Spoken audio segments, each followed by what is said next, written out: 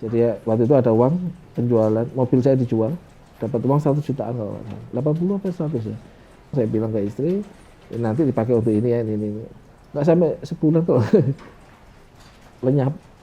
Inilah mungkin dampak dari utang-utang gitu. Ya orang bilang riba itu ya. Karena waktu itu kita sudah punya mapping, debt mapping. Utangnya ini gimana ini. Ya caranya masih konvensional, utangnya masih menyelesaikan dengan riba gitu kan. Kayak nggak ada selesainya gitu. Ini bisa selesai kalau kita nggak pakai utang ini. Maksudnya nggak pakai ini kan riba gitu. Udah akhirnya deklarasi malam-malam. Sampai saya tulis, saya deklarasi meninggalkan hutang riba gini. Itu udah. Jadi nggak tahu caranya menyelesaikan gimana, yang penting deklarasi dulu gitu kan. Dalam menjalani hidup mungkin 3 nilai ini. Yang pertama, yuk kita jaga health, kesehatan, kita cari wealth, kekayaan, baik itu kekayaan finansial atau sosial. Yang terakhir tentu jangan lupa happiness, selalu bahagia. Buat apa duit banyak tapi sedih gitu kan, sakit-sakitan dan lain-lain.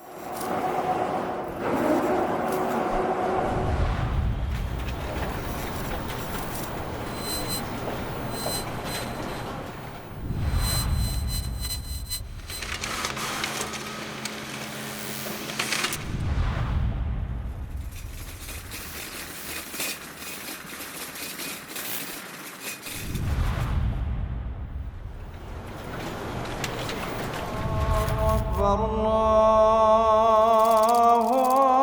أكبر.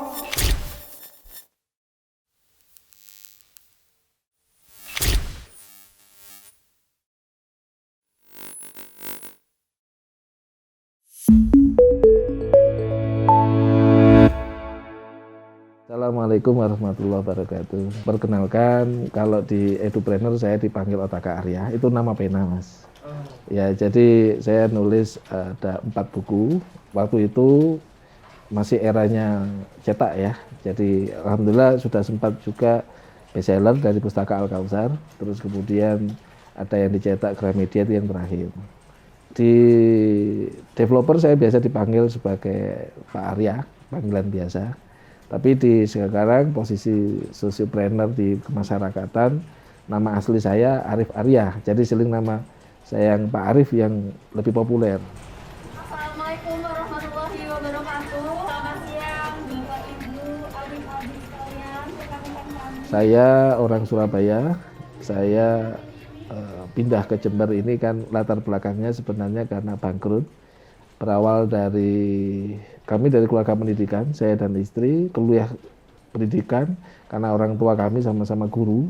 Cuma kebetulan kalau ibu saya dan bapak ada di kampus yang tempat saya kuliah waktu itu di Surabaya. Dalam perjalanan kuliah sempat terjadi peperangan batin begitu sehingga kuliahnya nggak serius. Dan tapi memang ini ya saya berusaha yang lah pokoknya. Kalau nggak bisa yang terbaik, lulusnya ya minimal terendah IPK-nya gitu. Jadi benar ini. Jadi IPK saya itu kalau waktu itu harusnya nggak bisa lulus. Karena hanya mungkin ITS atau kampus-kampus tinggi yang akreditasi tinggi yang bisa itu dengan 2,5 bisa lulus. Kalau kayak cuma di UNESA 2,5 itu nggak boleh, harusnya nambah ngulang gitu. Tapi disitulah kelebihan saya bisa lulus dengan IPK paling rendah sekampus dan memecahkan rekor gitu ya. Gitu. Nah ini salah satu bentuk apa ya yang masih muda ya, bentuk pemberontakan jiwa muda saya terhadap lingkungan. Dalam hal ini dulu circle saya kan pendidikan. Nah saya lulus, saya akhirnya ingin menciptakan sebuah pendidikan sendiri, berbisnis lah, makanya edupreneur, berbisnis di pendidikan. Baru lulus langsung itu. Jadi ketika kemudian saya mencoba langsung usaha dan cukup keren sebenarnya, 2 lantai di daerah bisnis itu di Jemur Sari waktu itu tahun 2001. Tahun pertama saya bertiga waktu itu buka macam-macam karena pendidikan ya, paling kan ya ada bimbelnya, ada kursusnya, pokoknya ada 14 bidang waktu itu. Dengan 2 lantai, dengan sekian banyak SDM, tapi usianya nggak sampai 2 tahun. Kebangkrutan itu akhirnya pilihannya cuman kita harus terhempas gitu. Pilihannya cuman Malang atau Jember. Akhirnya kita milih ke Jember, kebetulan di sini juga ada tante. Nah, titik baliknya dari situ, dari nolnya itu dari situ. Udah nggak ada motor aja nggak ada. Punya anak baby, usia sekitar setahunan. Yang pertama ini Mbak Mutia, terus kemudian kita mulai kehidupan baru di sini. Dari sekian 14 program yang pernah kita buka waktu itu, saya pilih yang unik. Nah, disitulah kemudian saya memulai merintis di Jember dengan brand sendiri.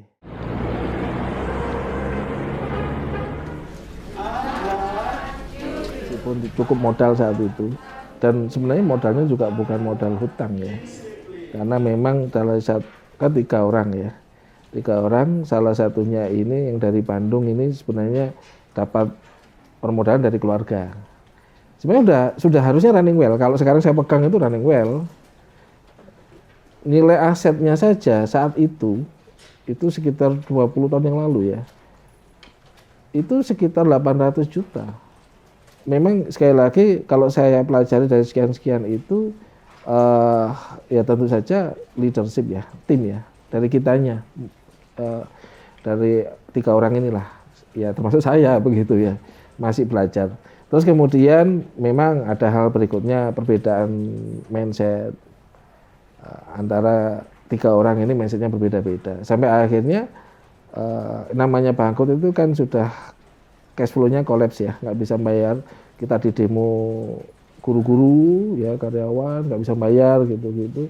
Alhamdulillah tapi saya udah bisa menyelesaikan. Ya intinya bubar baik-baik, selesai. Ya ini menurut saya sih kisah yang mungkin hampir semua mereka yang baru mengalami bisnis langsung bahkan dengan modal yang besar pun bisa jadi lama bisa jatuh gitu. Karena rata-rata ujian pebisnis awal kan 2 tahun itu. Kalau dia 2 tahun bisa melewati, baru 5 tahun berikutnya dan seterusnya. Setelah bangkrut tadi 2002 akhirnya milih di Jember. Kami memilih di antara sekian itu, akhirnya dapat inspirasi lah begitu. Saya mengembangkan salah satu di bidang anak-anak saya. Saya nggak mau bimbel, nggak mau yang lain-lain. Saya sudah membaca ke depannya bahwa saya mau ini sustain, sederhana, sesuatu yang simple, sederhana tapi sustain, berkepanjangan begitu. Akhirnya kami menemukan sebuah metodologi di matematika untuk anak-anak. Jadi waktu itu saya berpikir kalau nggak bahasa Inggris, matematika itu kebutuhan yang paling diminati oleh orang tua. Kalau yang lain-lain itu sifatnya kan pilihan ya. Tapi kalau orang nggak bisa ini bermasalah gitu. Nah lebih mengkerucut lagi waktu itu saya fokus ke matematika apa ya itu. Akhirnya saya fokus ke berhitung aja gitu. Berhitung tapi yang hasilnya itu luar biasa. Nah saya lihat waktu itu internet terbatas juga ya. Tapi sudah muncul media-media waktu itu era-era ada Simpoa, ada mental matematika macam-macam. Nah, era itu saya pelajari. Wah ini peluang ke depan bagus. Tapi yang berbeda. Nah kita mengembangkan, kita namai brand waktu itu dengan nama brand AHA. Tahun itu pun akhirnya saya perdalam dan sudah mencapai posisi yang sudah mulai lengkap lah yang saya cari itu. Jadi sebenarnya menemukan langsung nggak ada. Jadi saya waktu itu kan sempat juga waktu di Surabaya tadi belajar dari trainer di Malaysia. Nah cuman terbatas, nggak dikembangkan. Setelah saya kembangkan ternyata ini bisa menjawab, bisa spektakuler lah gitu. Nah akhirnya mencoba untuk saya patenkan dan sebagainya. Momentumnya dapat di tahun 2007. Dari situ metode atau bidang pendidikan ini mulai menampakkan hasil, mulai kelihatan mencerahkan ya ke depannya. Berlanjut ketika produk yang saya kembangkan dalam bentuk metodologi belajarnya anak-anak berhitung cepat. Kalau saya mengatasnamakan waktu itu aritmatika jari, cuman yang booming istilahnya waktu itu jarimatika. Itu 2006-2007. Booming banget ya, masuk di TV-TV, pokoknya hampir tiap hari bahas tentang itu. Itu saya bukukan, diterbitkan oleh Pustaka Kausar, dan alhamdulillah memang akhirnya bestseller. Sempat ditolak sebenarnya. Sempat ditolak, nggak marketable dan sebagainya. Ya biasa ya, setiap orang pasti akan mengalami faktor dibimbangkan dengan keadaan seperti itu. Itu ketika sampai saya bikin 2 buku itu, jadi satu dalam bentuk panduan, satu dalam buku teori. saya tawarkan ke Mizan, ke Pustaka Al-Kautsar. Nah, ketika ditolak gitu, kita tetap pokoknya bertahan gitu. Ya di sini kembali lagi, pasti ada cita yang kita itu nggak bisa lepas ya. Kadang-kadang kita itu tetap akhirnya mengadu, kalau dalam tanda petik itu mengeluhnya ke Allah gitu kan. Ya, inilah manusia itu kan, selalu begitu di posisi paling krusial, paling krisis. Saya waktu itu di Surabaya, saya bikin buku itu sampai menyuruh staf saya 2 bulan nggak kerja apa-apa, 2 orang itu hanya untuk ngetik, untuk ngedit apa gitu. Lah kok ketika kita udah ngoyo kayak gitu, ditawarkan ke penerbit, lah kok nggak marketable katanya, nggak laku dijual, nggak bisa ini. Nah, saya ingat waktu itu sementara ada yang itu tadi, yang pihak lain yang juga mirip. Cuman saya bilang gini ke karyawan saya, 1 bulan lagi kalau kita memang nggak bisa, maksudnya memang nggak ada yang tanggapan satupun dari yang lain-lain juga, ya udah, ngapain dipendidik, udah mulai gitu, udah mulai apa ya, mensomasi gitu ya, mengultimatum langit lah kira-kira begitu. Nggak boleh ya, tapi sebenarnya ya jangan ya, karena kadar konsep tentang rezeki, konsep takdir, kodok dan sebagainya, usaha, tawakal itu kan masih belum matang. Saya bilang ke teman-teman gitu, udah diam kita. Waktu itu kan eranya email ya, 2 penerbit ini royoan naskah saya, sampai bingung saya. Itu 3 hari setelah anak saya lahir. Kita nggak ngapa-ngapain, nggak ngemail lagi, nanya enggak. Jelas kok, rapat redaktur, rapat marketing, rapat direktur memutuskan kalau produk kita itu nggak layak dijual gitu. Akhirnya apa, saya bagi, alhamdulillah yang Pustaka Kautsar dapat teorinya, yang Mizan dapat panduannya. Al-Kautsar terbit duluan dan bestseller kan. Nah, bestseller, saya diundang ke kantornya, saya seminar di Jakarta sampai ke Batam. Itu era tahun 2008 berjalan sampai saya buka kantor di Jakarta. Ya buka kantornya nggak bukan seperti yang dulu ya. 2002 nggak kayak gitu juga. Jadi ya kita sewa apartemen di Rasuna Said, kompleksnya Bakri itu. Di situ, jadi kita di apartemen ya jadi kantor sekaligus gitu. Nah di sana cuman ya kolaborasi lagi dengan orang Batam. Dalam perjalanan berikutnya di 2009 itu ada perbedaan visi sehingga akhirnya kita tutup. Saya kembali lagi ke Jember, menata lagi, tetap go nasional.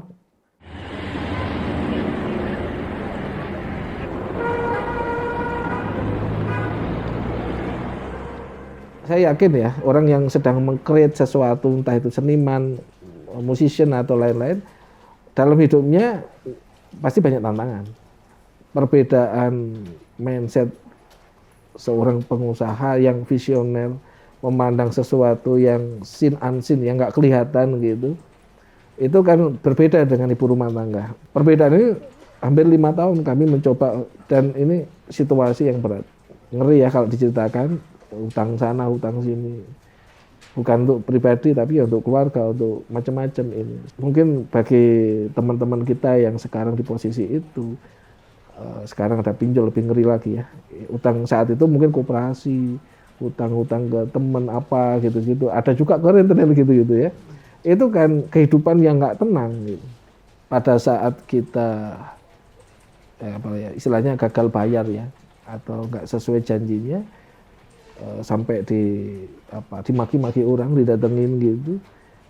Bahkan saya suatu momen pernah, karena nggak tahu ya ternyata ada hutang ini, sudah Bu, Ibu pilih barang di rumah saya, ambil, saya bawa biar tuntas sekalian, nggak peduli nilainya berapa, mau yang penting selesai. Sampai nggak pengen menghadapi situasi yang direndahkan. Setelah berjalan 5 tahun ada sebuah momentum begitu, bahwa ya memang akhirnya saya waktu itu membaca tentang personality, kepribadian, mulai masuk itu, belajar tentang perbedaan kepribadian dengan pendekatan waktu itu masih sederhana ya, yang melankolis, koleris, pragmatis, sanguin gitu. Ternyata orang sanguin itu gini, kalau saya melankolis itu gini misalnya gitu. Introvert, extrovert berbeda kan, kemudian istri ekstro, saya introvert. Nah sekarang lebih dalam lagi, saya sudah mempelajari semuanya. Jadi waktu itu akhirnya pelan-pelan sudah mulai menerima.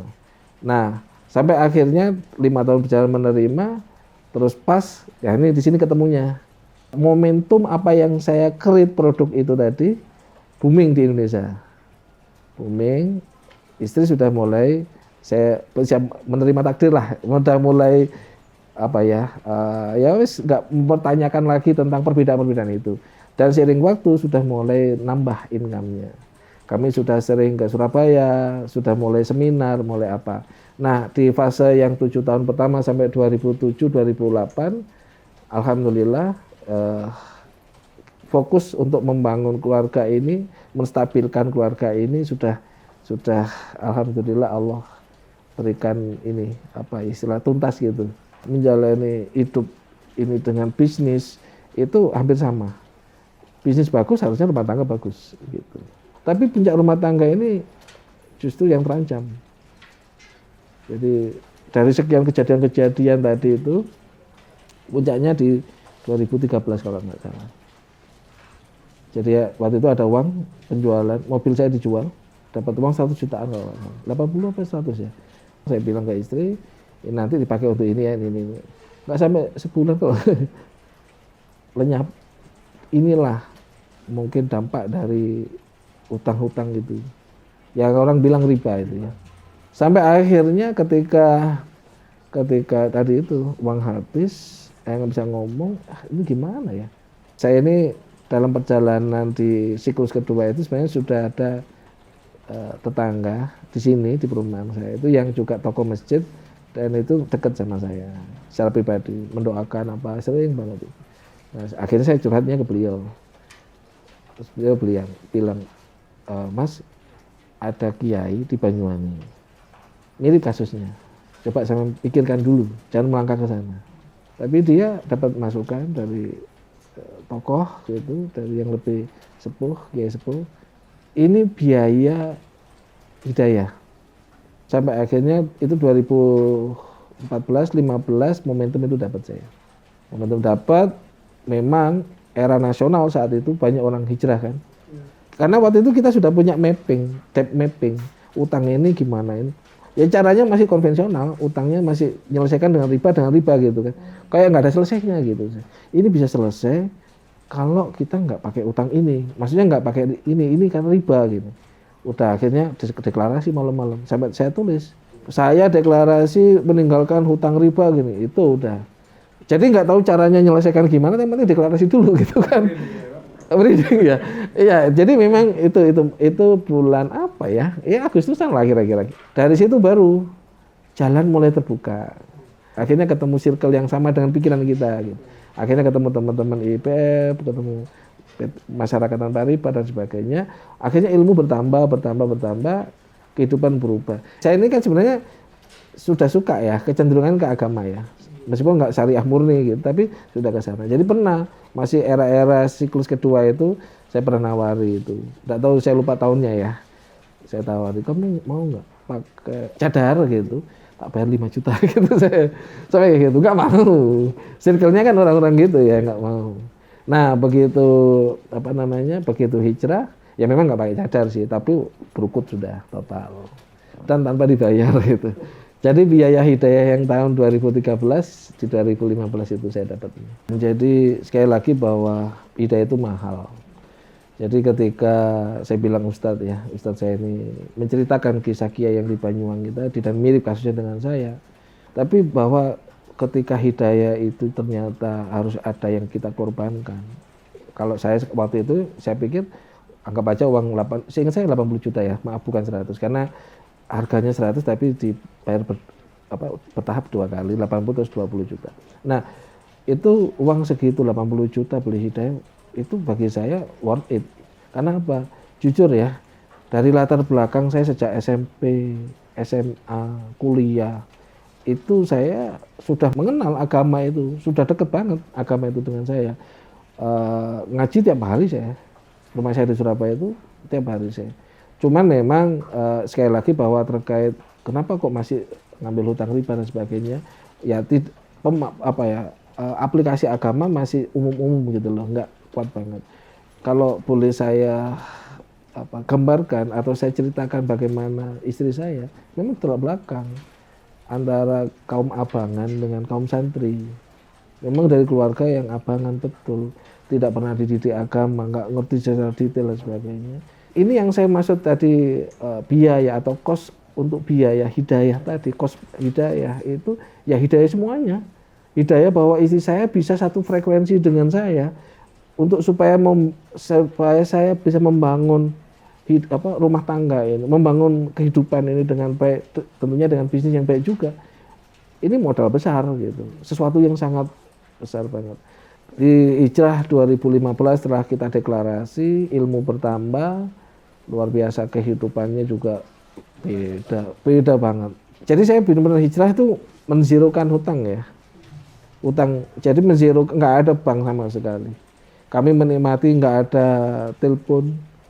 Ya, mulai kartu kredit loh ini saya bahas ya. Mulai yang kecil ya, kartu kredit sampai koperasi, perbankan mulai dari BPR sampai yang perbankan BUMN itu nggak ada semua.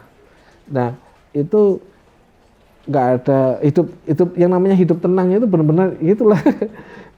Iya benar memang kita rasakan betul itu sampai 2018. Nah tapi sebelum ke 2018 di 2015 tadi ceritanya saya mau beli rumah properti syariah gitu. Nah, jadi benar-benar ngambil unitnya, booking, sudah DP-nya 100 juta, seingat saya waktu itu. Nah, tapi akhirnya saya kok ngutang ya. Waktu itu kan properti syariah boleh ngutang juga sebenarnya gitu. Loh kok ngutang ya? Meskipun syariah, tapi kok ngutang gitu. Karena waktu itu saya ikut komunitas yang kalau bisa jangan hutang gitu. Tapi jangan disalahkan ya, hutang itu boleh gitu ya. Cuman ini komunitasnya agak ketat lah. Utang itu boleh. Bahkan saya daripada sedekah, saya kalau mampu saya ngutangin orang. Karena nilai pahalanya double. Kalau sedekah, saya ngasih 5 juta, belum tentu yang bersangkutan pas butuh saat itu. Tapi kalau ada yang datang ke saya, dan ini saya ngomong kayak gini terbukti ya, saya dites orang mungkin ya, atau pas dia butuh sungguhan, saya pernah, baru-baru aja itu. Benar-benar 5 juta memang. 5 juta, tapi sepertinya butuh dia. Dan beliaunya juga nggak mau ke bank atau yang gitu-gitu. Dulu kan nggak sih kartu kredit bisa, atau sekarang pinjol mungkinnya kalau cuma 5 juta. Nah, tapi memang kadang-kadang teman-teman itu daripada nanti gegeran sama saudara sendiri lebih baik nggak usah lah gitu. Jangan, itu sunnah Rasul. Ngutangin itu lebih tinggi nilainya daripada sedekah. Gitu. Memang sih nanti kadang-kadang wah bulat gini, tapi jangan. Itu tetap sunnah Rasul, itu tetap baik gitu. Nah, cuman saat itu saya ceritanya akhirnya nggak mau. Wes bro, saya bilang ke yang developernya, bro aku nggak jadi nggak boleh ngutang gitu kan. Saya ini aja lah masuk jadi propertinya, developernya. Pikir saya kalau masuk pas suatu saat kan pasti punya sendiri gitu kan. Nah tapi karena waktu itu properti syariah masih awal, lebih banyak kita support untuk dakwahnya, yang masalah lain-lain bisnis itu nggak kepikir, support aja, benar-benar support. Nah di 2015 saya coba masuk, alhamdulillah kontribusi kita signifikan begitu. Beberapa unitnya bisa sold out dalam waktu 3 bulan, terus berjalan sampai akhirnya kita per tim rame-rame bikin satu proyek meskipun gagal, tapi istilahnya pokoknya kita sudah mulai action lah.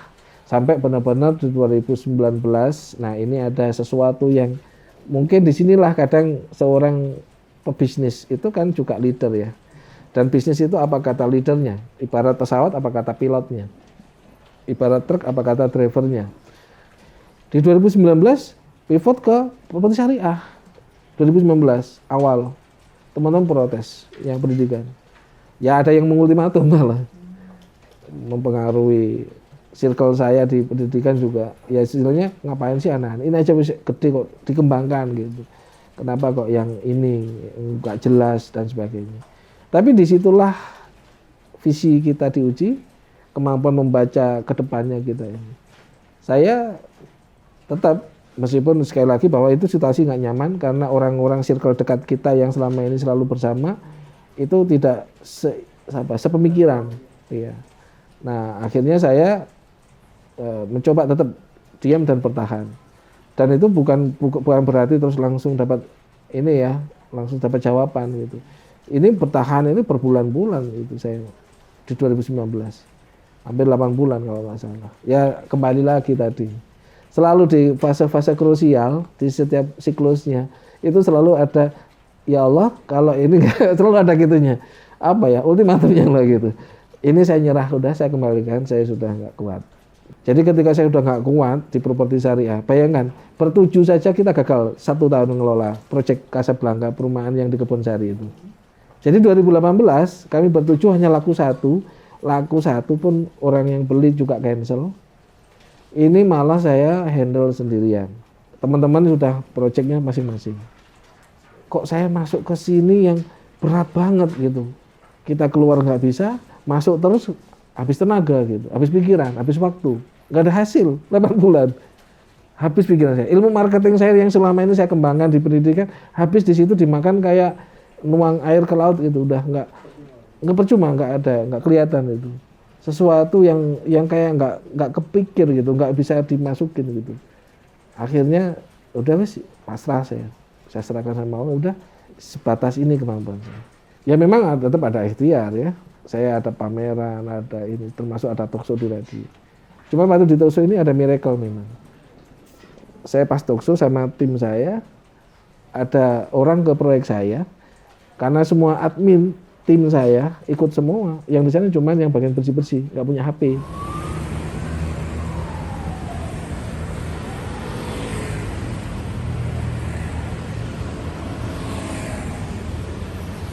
Nah, tiba-tiba ada orang WA, beli rumah cash lewat WA. Orangnya bukan di Jember. Rumahnya di daerah Bojonegoro sana, Cepu atau mana, Blora. Ah, ini koco-koco ini, gitu kan ya. Wong yang di Jember aja nanya nggak beli. Lah ini orang Blora, nggak lihat rumahnya, mau belinya cash. Ya nggak saya gubris. Ya tak jawab tapi nggak ada harapan gitu. Nggak lama setelah itu, benar. Ternyata orang tua 2 tadi itu mertuanya yang di Jember. Iya, dia yang infokan ke mantunya itu, mantunya yang saya langsung transaksi udah benar-benar cash. Setelah itu booming, selesai.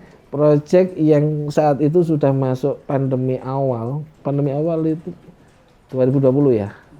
Jadi saya 2019 akhir sudah mulai closing kan tadi, sudah muncul lagi satu, udah mulai kayak gitu. 2020 penjualan terus, pokoknya sampai pandemi mulai dari gelombang 1, gelombang 2 yang delta dan seterusnya itu justru saya bisa sold out rumahan itu. Jadi Mas ketika di pandemi lah ya 2020, 2021 alhamdulillah sold out. Akhirnya kan berdatangan tuh penawaran lahan. Intinya kita sudah sampai dan semuanya di tengah kota saat itu.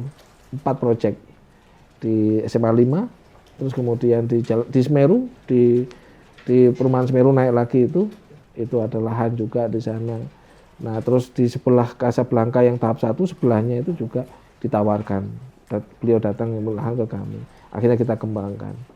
Nah, itu memang dalam perjalanan itu ya namanya kita sudah melihat wah ini bagus nih gitu kan. Satu proyek sudah sold out dan running well, pembangunan sudah berjalan dengan baik. Saya ngerekrut direktur, ada orang yang datang ke saya, ayo kita bikin PT-nya gini. Ya memang masing-masing orang dalam memimpin manajemen mungkin gayanya berbeda-beda ya. Saya kalau dari proses bagaimana bisa sold out dan sebagainya sih memang how to-nya berbeda juga, baik ke user atau ke internal saya. Saya dengan stakeholder ya, dengan vendor dan sebagainya, saya dari dulu memang suka membangun sesuatu yang relationship daripada transaksional. Memang kadang mahal kadang. Saya dikasih tahu, kok mahal ini biaya pembangunannya sekian, kamu pakai kontraktornya kemana? Enggak apa-apa. Biaya mahalnya itu karena saya mahal di relationship-nya. Relationship ini yang menyebabkan kita sold out. Karena apa? Saya memang pernah pakai agensi, Mas. Pakai agensi itu mungkin habis 50-an juta, itu laku 1 unit ya. Tapi karena relationship yang dibangun, dari 1 unit dia ngajak temannya. Yang temannya ngajak temannya. Jadi saya sold out paling banyak user get user. Itu karena relationship yang kita bangun. Ya ini yang menyebabkan sampai dengan saat ini, saya tidak harus nungguin setiap pembangunan rumah. Tidak harus selalu standby di lokasi, harus ngelihat. Dan itu berjalan, ya semua tetap ada monitor, ada di ininya ya, tetap nggak mungkin semua di manajemen itu pasti ada monitornya tetap. Tapi perbedaannya bahwa ada yang sampai sedemikian detail memakan waktu ownernya sampai akhirnya waktu untuk yang lain habis. Nah, saya enggak. Alhamdulillah ya masih aman, semua berjalan. Meskipun sebenarnya potensi masalah bangun satu rumah aja bisa ribet itu. Saya pernah bongkar yang di SMA 5 itu, rumah udah naik atap, ternyata nggak puas pemiliknya karena terlalu pendek, kelihatan pendek gitu. Akhirnya kita bongkar. Rumah tipe 40 aja sudah kita bangun kayak tipe 60, 70 kayak gitu. Nah, biayanya. Jadi memang potensi banyak, tapi karena relationship tadi, baik ke admin, ke staff, ya, ke vendor dan user, maka alhamdulillah manajemen jadi sederhana. Apa sih itu? Relationship? Relationship itu kan paling tidak ada tiga mutualism. Tiga hal yang dua pihak ini saling mutualism. Ya, mutualism itu kan dua pihak atau lebih ya. Satu, mutualism dalam hal trust, kepercayaan. Yang kedua yang kita lakukan mutualismnya adalah saling support. Yang ketiga, mutualism yang dibangun dalam relationship itu adalah tentang understanding, pemaham, mengerti gitu. Kan enggak semua hal itu hari ini selesai, terus selesai. Pasti kan mungkin ada kendala apa. Kalau orang nggak ngerti kan komplain, marah-marah. Nah, bukan berarti saya ngomong kayak gini dalam prakteknya aman-aman aja enggak ya. Di sini saya mau menceritakan ya pasti ada godaannya gitu. Tapi sekali lagi nggak merubah prinsip saya bahwa membangun manajemen dalam rumah tangga, dalam bisnis dan kehidupan itu bagi saya yang paling penting tetap relationship daripada yang transaksional atau yang lain. Bukan berarti nggak ada tahapannya ya. Saat itu saya menerima orang baru gitu masuk ke circle kita, masuk secara relationship, ya saya amati selama 1 tahun. Sampai akhirnya udah sebagai direktur, mengendalikan juga, bahkan terima uang transferan ke rekening pribadi juga bahkan. Tapi karena 1 tahun saya pikir secara ini uji empirisnya gitu ya, uji screeningnya udah aman waktu itu, ya nggak ada masalah sebenarnya. Tapi nggak tahu di tahun kedua ternyata gitu. Ya lumayan ya, bukan hanya langsung yang secara uang yang penyalahgunaan uang langsung gitu, tapi juga kebijakan yang salah, manajemen yang pokoknya total kurang lebih kita sampai 300-an lah. Dari hal-hal yang pada saat itu saya percayakan. Kembali lagi karena relationship ya, kita harus percayakan, trust. Nah, sampai akhirnya saya handle sendiri tahun 2021. Kita audit nilainya yang langsung dibawa, bukan dibawa lah, pokoknya penyalahgunaan tadi, plus yang hilang-hilang, potensi rugi total hampir 300-an. Memulai fokus di properti itu ternyata Allah dengan skenarionya memberikan properti syariah ini jadi wasilah bagi keluarga kami saat itu. Jadi pada saat terus kemudian ya itu tercukupi semua, kita bisa melewati badai itu, alhamdulillah kita baik-baik saja sampai dengan sekarang.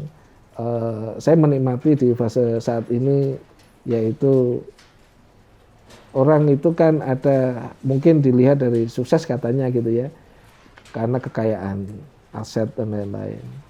Tapi kalau saya melihat sesuatu, istilahnya wealth dalam bahasa Inggris, mungkin ada wealth secara finansial, wealth secara sosial. Nah, saya alhamdulillah sampai ke sana. Meskipun ya nggak lebih-lebih, kalau dibandingkan dengan yang lain mungkin kalah gitu. Tapi kan kita nggak hidup berkompetisi dengan orang lain. Kita kan masing-masing kan berkompetisi dengan diri sendiri dan kehidupan kita gitu. Mungkin kayak ini ya, setiap bunga itu kan mekarnya berbeda-beda gitu. Ada yang setahun sekali, ada yang setiap hari. Nah, gitu. Jadi oke lah, jadi makanya nggak perlulah kita memandang itu gitu. Tapi yang penting di posisi saat ini saya merasa secara finansial, secara sosial itu dapat. Nah, makanya masuk di posisi dengan Allah dengan memberikan properti syariah ini sekarang, developer, saya mencoba lagi untuk mengupgrade diri saya. Dan mungkin sudah waktunya sih, sebentar lagi mungkin juga jadi kakek, nenek juga untuk istri saya. Hidup mungkin di fase yang terakhir lah ini.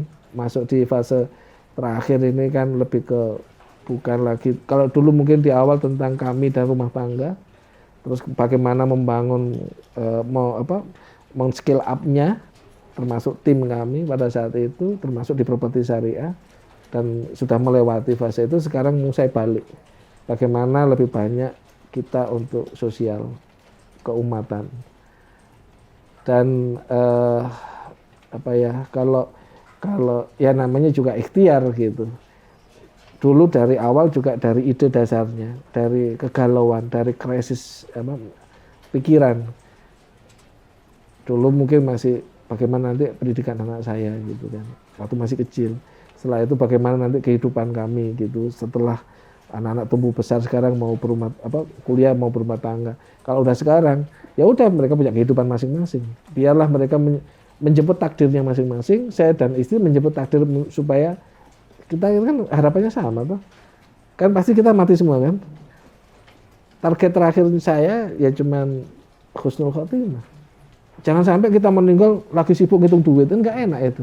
Kecuali mungkin duit umat ya, untuk sosial gitu, lagi ngumpulkan untuk kegiatan bagi-bagi beras ya, bagi-bagi itu meninggal pas lagi ngitung itu insya Allah husnul khotimah. Tapi kalau pas lagi nagih hutang nggak kebayar-bayar terus jantung meninggal, naudzubillah, itu nggak, menurut saya nggak ahsan itu. Makanya kita mencoba ke sana. Nah di sini mungkin posisi saya lebih ke nanti sosiopreneur gitu ya istilahnya. Alhamdulillah sudah bikin yayasan bersama dengan tokoh-tokoh. Sekarang ya masih merintis karena baru Ramadan kemarin lahirnya gitu, baru ngawali. Tapi intinya bahwa insya Allah menuju siklus sampai akhir nanti, target saya sih 2030. Jadi kan 2023 ya. Iya, dari 2015, 2018 sampai 2023. Ini fase siklus yang terakhir, yang tengah tadi berakhir, ini menuju ke siklus terakhirnya di siklus sosiopreneur. Sosiopreneur saya yaitu bagaimana piramida saya lebih ke aktualisasi diri, keumatan. Sekarang saat ini kita lagi bangun masjid. Alhamdulillah hampir mayoritas untuk saat ini masih dari kami keluarga gitu pembangunannya.